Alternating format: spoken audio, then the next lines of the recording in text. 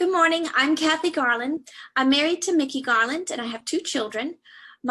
His name is Josiah Van Garland, and it means healed and supported by the fire of a gracious God to the victorious end. And then I have a daughter. Her name is Cassia Sinclair Garland. She's my sunshine and honey, as we say. And Cassia Sinclair Garland means broken and crushed to perfection by God through prayer to the victorious end. My own full name, which I only hear when I'm in trouble with my mother, is Catherine Kristen Garland, and it means pure one, chosen of God to the victorious end. My husband's name, Michael Eugene Garland, you can tease him about that middle name, Michael Eugene Garland, but Michael's a fascinating name because Michael the Archangel in the antiphonal praise and worship in heaven, he asks the question, who is like God? And on earth, my husband's name asks the same question. A lot of people think that Michael means like God, but it actually is a question. He's asking, who is like God? As you can see, I'm very much into the meanings of names. I love how our names often reveal what we bring to our stories and what God wants to reveal through our destinies to his glory. In many cases, I find it very interesting that our life stories can be influenced by the things that God deposits in us as revealed to us by the names our parents gave us. And it's not always the case, of course, but I do find it interesting, and we find it a lot in the Bible.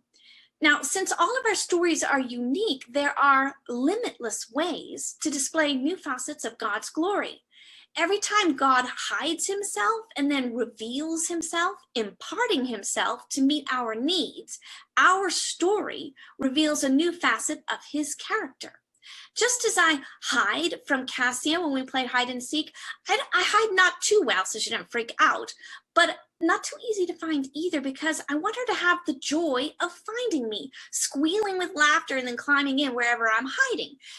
God is similar. He often hides himself from us so we can experience the thrill of finding him, discovering him through what I call revelationship. I find that he hides himself in the folds of our stories and the bends and paths of our life, taking different roles in our stories, sometimes hidden, suddenly reappearing as the rescuer to disappear again, only to reveal himself as the beloved who knows us better than we know ourselves. Our stories and the revelations of him in them prove to us and to the world that the God who created us is the God who wants to be found by us, for the joy we'll share in the finding. You know, the purpose of our matchless story is to display God's glory in a way that has never been displayed before and will never be displayed again. This glorifies God, which is our purpose. But the point or the mission of our life, our story, is to find God. And once having found him, to remain in him, to receive our commission for whatever the next adventure is that's coming.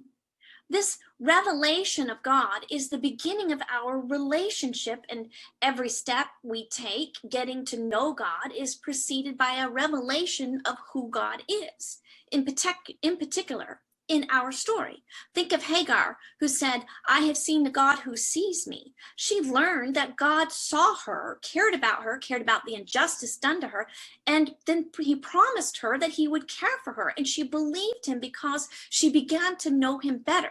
We're the same way. We believe him because we begin to know him better. Now, when I was younger, I read and reread and reread and reread the Chronicles of Narnia many, many times. But as I read them over and over, I began to imbibe an overarching theme for the books, which in my opinion is that we're supposed to find Aslan. We're supposed to find Christ. We know that Aslan is a type of Christ. If you think about it, every misadventure that they have and many of the mistakes they have, even the lives that are lost, are because they get involved doing their own thing and they forget to look for Aslan first. And from those books and possibly other things, I learned to look for God. And as you get to know him, your relationship, if you will, deepens. I have aggregated what this life of relationship looks like. I put it into a formula so that it's easy to remember. And over the next several devotions, I'll break it down for you. It's to know him is to love him. To love him is to trust him. To trust him is to obey him. To obey him is to follow him. And to follow him is death to self, absolute surrender, and to walk in abundant life. I use it in my counseling and discipling, and it can be used on yourself to know where you are right now, this minute, in your walk with God.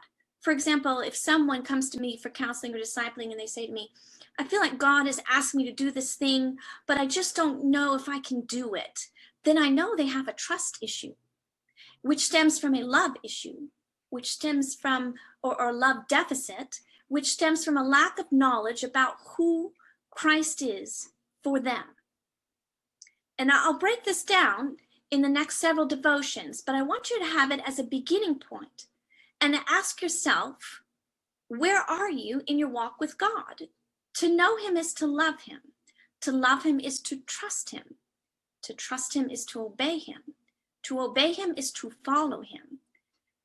And to follow him is death to self, absolute surrender, and to walk in abundant life that God has ordained for us.